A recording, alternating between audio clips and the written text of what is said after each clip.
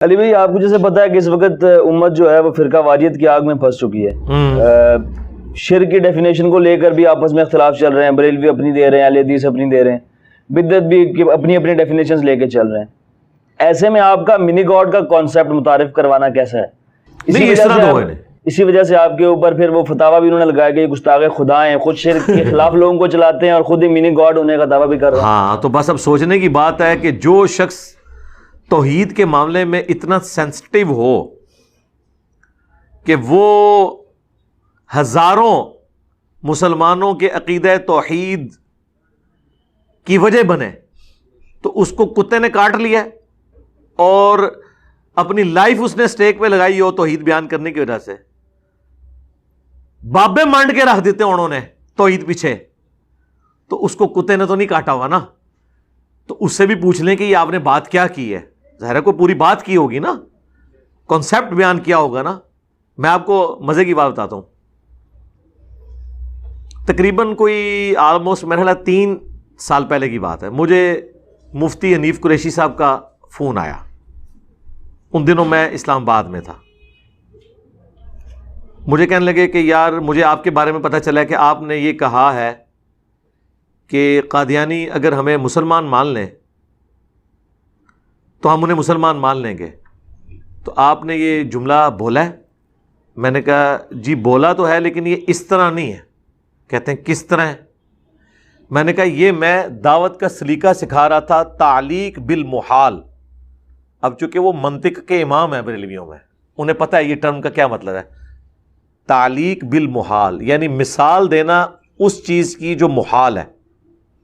جیسے قرآن نے کہا ہے قل ان کان للرحمن ولد فانا اول العابدین. اے نبی تم فرماؤ کہ اگر اللہ کا کوئی بیٹا ہوتا تو میں اسے پوج رہا ہوتا. اب یہ بات اللہ کو کرنے کی کیا ضرورت تھی اور حضور سے کہلوانے کی, جبکہ اللہ کہہ چکا ہے لم یلد ولم یولد. اس کا کتوں کا بنتا تھا, یعنی انورٹڈ کامس میں. ہم پہ غیر مسلم اعتراض کریں گے تو ہم انہیں بتائیں گے اسے کہا جاتا ہے تعلیق بالمحال.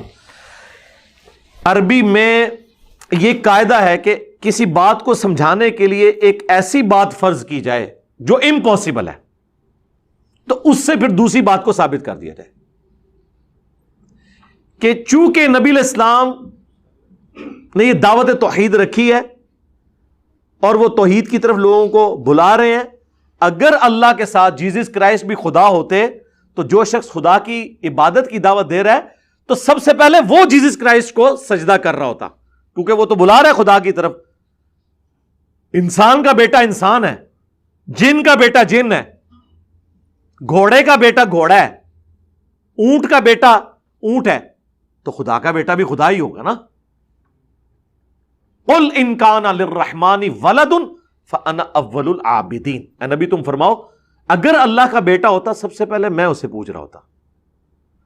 اب آپ کہیں جی اللہ کو کیا ضرورت تھی مثال دینے کی, سرکار دی نا. پھر تو یہ ہمارے لیے ایک پریسیڈنٹ سیٹ ہو گیا کہ دعوت کی طرف بلانے کے لیے ایک چیز یہ بھی ہوتی ہے. اس کی دوسری مثال ہے سورۃ الاعراف میں کہ کافر اور منافق اس وقت تک جنت میں داخل نہیں ہوں گے جب تک کہ سوئی کے ناکے سے اونٹ نہ گزر جائے. یعنی عرب میں یہ مثال دی جاتی تھی نا, کسی چیز کو کہا جائے نا کہ ایسے ہو ہی نہیں سکتا, تو کہا جاتا تھا گویا سوئی کے ناکے سے اونٹ گزارنے کے مترادف ہے. تو ظاہر ہے سوئی کے ناکے سے اونٹ تو نہیں گزر سکتا, اور اللہ نے یہ مثال یوز کی کہ جس طرح سوئی کے ناکے سے اونٹ نہیں گزر سکتا, کافر اور منافق بھی جنت میں نہیں جا سکتے. اب کوئی کہے کہ اللہ تعالیٰ بھی نہیں گزار سکتا, تو ہم کیا کہیں گے, نہیں گزار سکتا ہے. وہ کہیں گے اس کا تو مطلب ہے پھر اللہ تعالیٰ قیامت کے دن سوئی کے ناکے سے اونٹ گزارے گا, شرط پوری کر لے گا, پھر اونٹ بھی جنت میں چلا جائے گا. اونٹ سامو منو کہنے ہو نا علی بھائی ایسی گالی نہیں کرنی چاہیے تھی کہ بائی کلیریفیکیشن دینی پہ. سرکار قرآن میں ہزاروں باتیں ایسی ہیں جس کی کلیریفیکیشن ہمیں دینی پڑتی ہے, اس لیے نہیں کہ قرآن میں کمزوری ہے, اس لیے کہ آپ کے دماغ میں فطور ہے. تو جب قرآن کی ہمیں کلیریفیکیشن دینی پڑ رہی ہے اللہ کی کتاب کی, سرکار اسی تو شاعری کوئی نہیں. ٹھیک ہے, تو ہم کیا کہیں گے, او یار اللہ یہ نہیں تھا بتانا چاہ رہا, اللہ تمہارے فزیکل ورلڈ کی بات کر رہا تھا, یہی کہیں گے نا. اسے کہا جاتا ہے تعلیق بالمحال. اس میں نے قادیانیوں کو یہ کہا تھا, جب میرے پاس کچھ قادیانی آئے, انہوں نے کہا کہ جی مطلب پہلے تو وہ ڈر رہے تھے آتے ہوئے کہ یہاں پہ لوگ کیا کہ میں نے کہا یار یہاں سارے لوگ آتے ہیں, آپ آئیں بات کریں, ہم آپ کو بتائیں گے آپ کو کیا کیا دھوکے دیے گئے ہیں.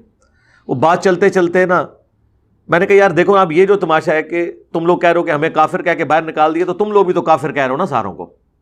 کہنے لگے نہیں علی بھائی ہم تو آپ کو کافر نہیں سمجھتے. میں نے کہا واہ, یہ بات اپنے کسی مربی سے لکھوا کے لے آؤ نا تو ٹھیک ہے, ہم بھی آپ سے کفر کا فتویٰ اٹھا لیں گے. ٹائم قیامت تک جے, ہاں ٹائم قیامت تک جے.